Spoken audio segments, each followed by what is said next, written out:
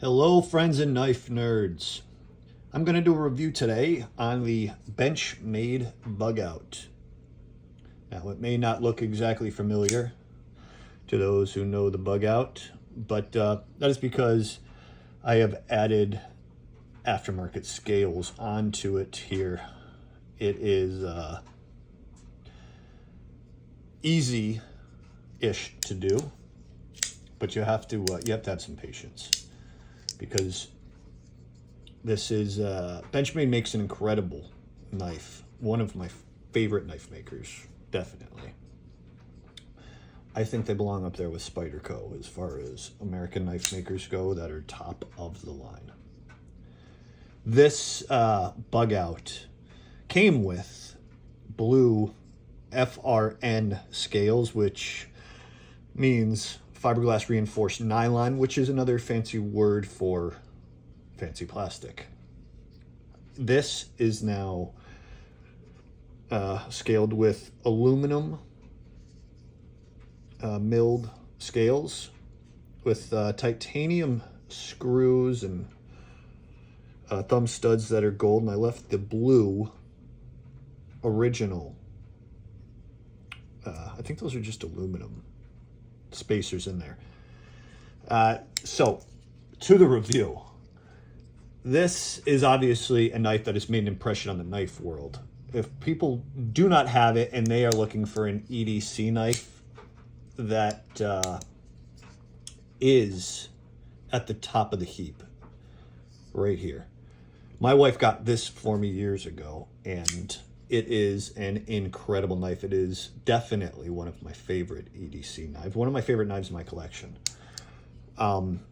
It is officially called the Bugout 535, and there are slightly different variations out there, but they all kind of measure the same as long as you don't get the Bugout Mini. The Bugout is about as small as I like to hold, and the Mini is just a bit too small for me, so I have not purchased one. I got to just this clip right here, if you're looking, is a titanium pocket clip. I know it comes with a stainless steel one, but I like to get I like titanium where I can. Screws are titanium, as I mentioned. It's just I just like titanium. I'm I think kind of a metal guy, kind of, not compared to some of these guys that really know their stuff. I'm probably just beginning compared to some of these guys who could throw out metal names and compositions without even thinking.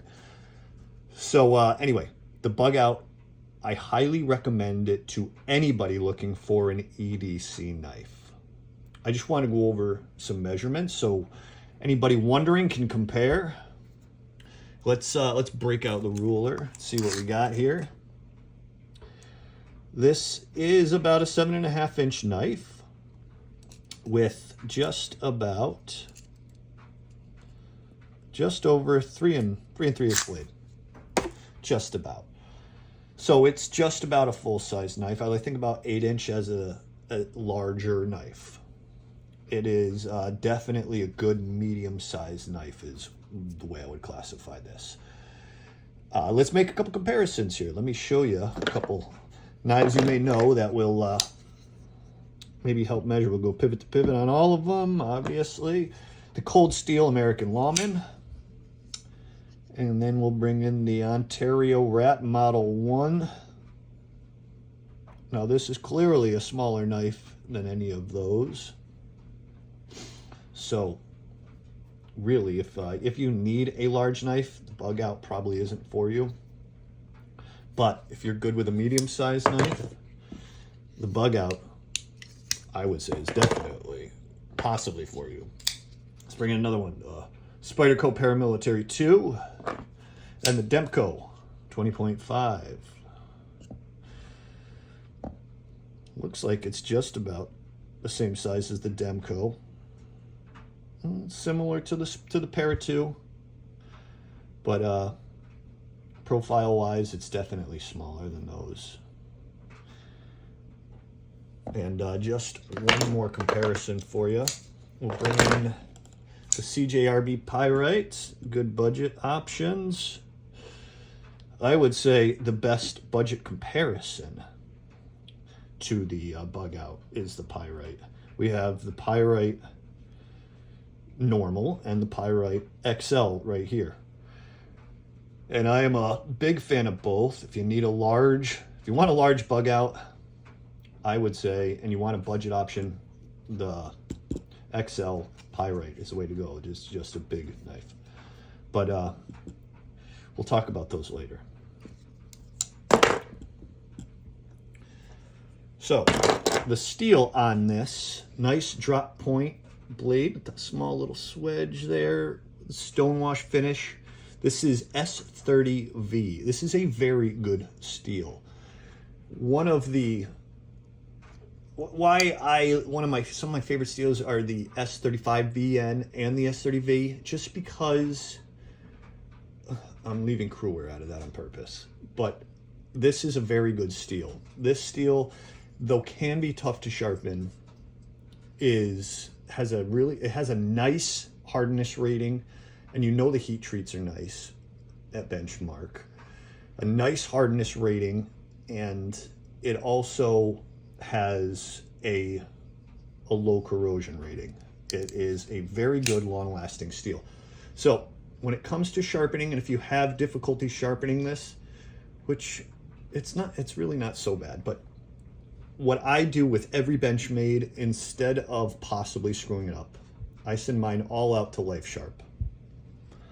And I always get them back razor sharp. The whole process from ship to receive back probably takes, I would say it's 3 weeks.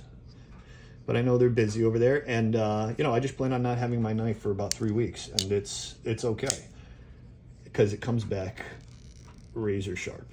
And they do a great job with them. They clean them up also, which is really nice. They'll oil them, clean them, and you get them back beautiful.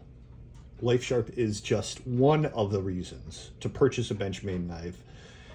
For the lifetime of your knife, Benchmade will sharpen and clean them. You just ship them to them, and I believe you have to insure it, so it costs a couple bucks. I mean, it's probably going to run you 20 bucks in the end to ship them out with the insurance. But look, it depends on your feel too for the scales.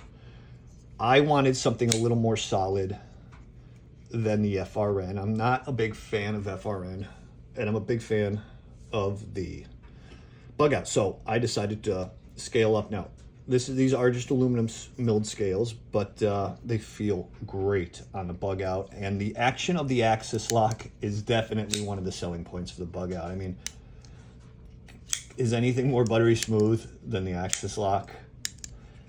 There are similar locks out there, crossbar locks out there, but I haven't found anything that is as smooth as Benchmade's axis.